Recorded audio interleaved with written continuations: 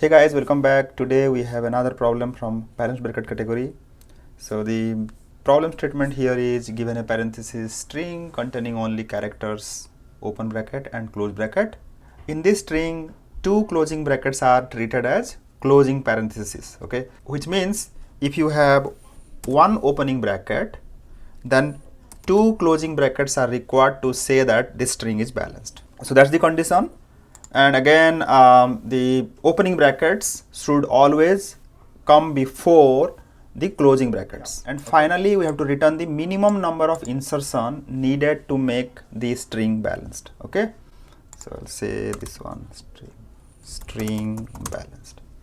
So what we do here, we just count the invalid number of brackets and we count the remaining opening bracket after processing the string. So in this example, because we are considering two closing bracket as a closing parenthesis for the opening parenthesis, so what we can do, we can actually replace this two closing bracket to a single character, which can be, let's say, a curly bracket or a square bracket, okay, and then we can do the same exact operation, okay, and then we can solve this problem. Let's take this example. Okay, this is a balanced bracket. So what I will be doing, so I'll replace this two closing bracket with, let's say, a curly brace. Okay, so for a opening bracket, I'll be incrementing the stack counter, and for any other character than opening bracket, because we are dealing with only two types of brackets here.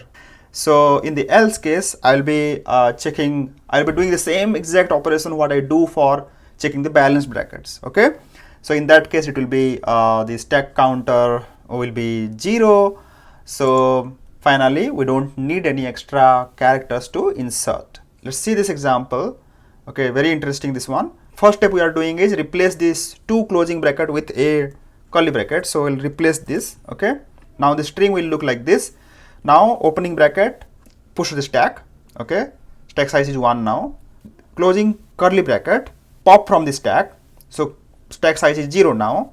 Now we see a closing bracket, which is actually a invalid character, right? So for this invalid character, what we'll do, we'll increment the invalid counter, which means we need one more extra closing bracket. But at this point, stack does not have any element left, which means there is no opening bracket. There is no corresponding opening bracket present right now. So we need one more opening bracket also to balance this string, right?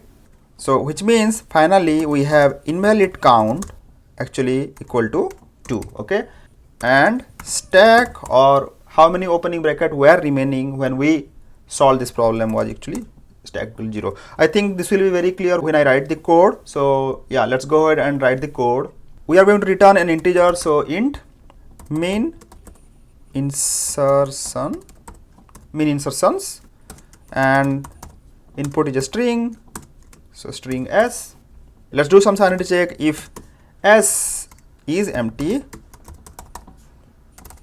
return 0. We don't need any insertion. Okay, if the interviewer says that you always will be receiving some input, then you don't need to have this if block. Okay, now the first step, as I mentioned, we'll replace two closing bracket with one curly bracket, let's say. Okay, so s dot replace two closing bracket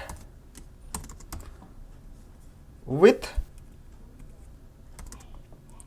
one curly bracket. Okay, so s equal to replace. Okay, now we'll do the same exact step that we always do for checking balance bracket. Okay, int I equal to 0, I less than s dot length, I plus plus, we'll read the character, so char c equal to s dot array I. Okay, now I'll say if c equal to opening bracket. Now what we'll do, I'll push the stack, or I can increment a stack counter. So I'll say, let's say stack counter, I'll increment the stack counter, so stack plus plus. Okay, let's declare one stack variable, stack equal to 0. Okay, let's also declare one more variable called invalid count. Invalid count equal to 0. Okay, now in the else case, what we do, we check if the stack is empty. So I can say if the stack equal to empty, then what we do, we say that it's a invalid string, which means we have to increment the invalid count, right? Invalid plus plus, and if the stack is not empty, what we do, we decrement the stack, we pop from the stack, right? So stack minus minus. Okay, this is what we do. But now after replacing, we will see some closing bracket, right? So closing bracket, if we see a closing bracket, so if C equal to a closing bracket, that's also, in that case also we need to increase the invalid count, because that's a invalid character. Okay, yeah. After the for loop, we can just return invalid count plus stack multiplied by 2. Why? Let's say there are only opening bracket remaining. Okay, so after this for loop, we will be left with only 1. So stack counter is 1, right? So in that case, we need 2 closing bracket to balance it, right? So that's what we are doing here. So stack multiplied by 2 times. Okay, before we go and test this, let me show you the program that we did in past. So let's go to YouTube interview dose. Okay, videos. Okay, LeetCode valid parenthesis brackets. Also, yeah, you can watch this LeetCode 921, which is exactly similar to this solution. The only difference is this one. Okay, this is the extra one line that we have added. That's it, and we have replaced double closing bracket with a single curly bracket. Okay, 1541 LeetCode is exactly same problem that we have discussed now, and I have written the same exact solution here. Okay. Okay, 38%. So the time complexity here is O of n, right? O of 2n actually, because first we are replacing double closing bracket with a single parenthesis, which is O of n, and the remaining code will run in linear time again. So time complexity is 2n. Finally, we can say that it's O of n. But we can do much better than this. If we see this code, what we are doing, we are incrementing this invalid counter when we are, finding a invalid character, right? So let's say we want to get rid of this replace. Okay, what we'll do here, so what is the invalid case in this case? One of the invalid cases when I am looking at in the else case.